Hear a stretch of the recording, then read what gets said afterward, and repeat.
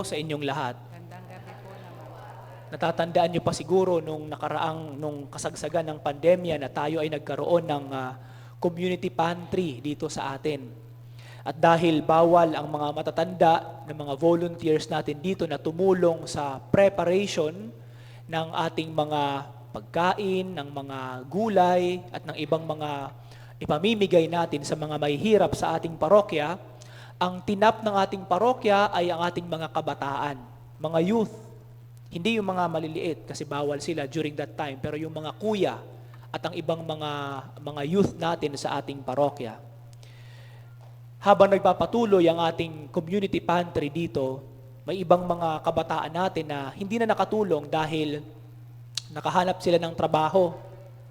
Ang iba ay nakahanap ng work from home, ang iba naman ay nakapag-apply sa ibang kumpanya.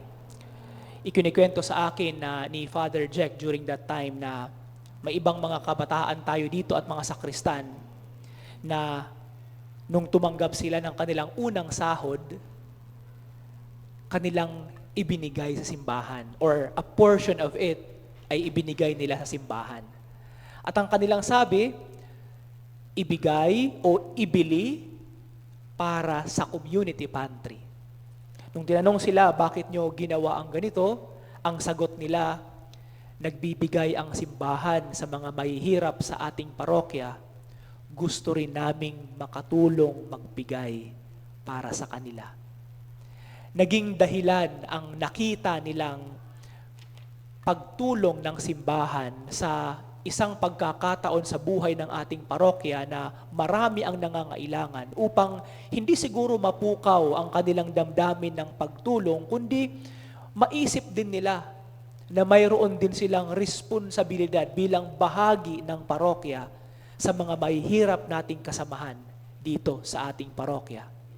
Ito siguro ang ibig sabihin ng sinabi ni Jesus sa ating ebanghelyo na ako ang liwanag ng sanlibutan. Gusto niyang ipakita sa atin na bagamat nananatili tayo sa kadiliman, pero ang liwanag ng Diyos ang siyang magpapaalala sa atin sa mga dapat nating gawin. Ang Diyos, si Jesus, bilang liwanag na siyang magiging gabay natin, ang siyang magpapakita sa atin, ano ba ang nais ng Diyos na mangyari sa ating buhay? Ano ba ang misyon na gusto ng Diyos na gawin sa ating buhay? Kaya siguro ang paalala sa atin ng Ebanghelyo ngayon, ang paalala sa atin ng Ebanghelyo, papaano ba natin sinusundan ang buhay ng pagsisilbi ni Jesus na ating Diyos? Papaano natin sinusundan ang kanyang buhay na kung saan pinagsilbihan niya ang mga tao noong kanyang panahon na nakita ng kanyang mga alagad, ang pagpapagaling sa mga may sakit, ang pagpapakain sa napakaraming mga tao, ang pagtulong sa mga nangangailangan, ang paglapit sa mga tao na itinakwil ng lipunan. Sa ating personal na buhay, papaano ba natin sinusundan ang buhay ng pagsisilbi ni Jesus? Pinagsisilbihan din ba natin ang ating kapwa? Nagsisilbi rin ba tayo sa kanyang simbahan? Hindi structurally, pero nagsisilbi din ba tayo sa simbahan na bahagi ng bayan ng Diyos? May iba sa atin siguro, ang ginagawa nilang pagsisilbi, hindi man makatulong sa kanilang kapwa, pero sa pamamagitan ng pagsisilbi sa Diyos, dito sa ating simbahan, volunteer work ng iba't ibang mga gawain sa ating parokya.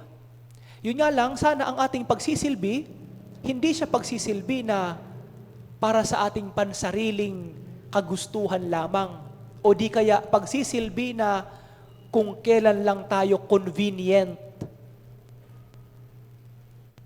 Hindi kung kailan natin gusto, hindi kung kailan maayos ang panahon, o di kaya ay magaan sa aking kalooban. Para kay Jesus, ang pagsisilbi niya sa ibang mga tao nung kanyang panahon, maging sa mahihirap na pagkakataon ng kanilang buhay, Dumanas nga sila ng gutom, pero patuloy pa rin ang pagpapagaling ni Jesus sa mga may sakit. Nawalan nga sila ng makakain. Inabutan nga sila ng bagyo habang papunta sa ibayong dagat para lamang mangaral sa mga tao. Very inconvenient sa mga alagad, pero sinundan nila si Jesus. Ito rin siguro ang paalala sa atin. Papaano natin sinusundan ang mga yapak ng pagsisilbi ni Jesus sa kapwa? Ang mga maliliit na kabutihan na ating ginagawa sa ating kapwa, napakalaking bagay, hindi sa tao na ginawa natin ang kabutihan, kundi sa Diyos na nakakakita ng kabutihan na ginagawa mo.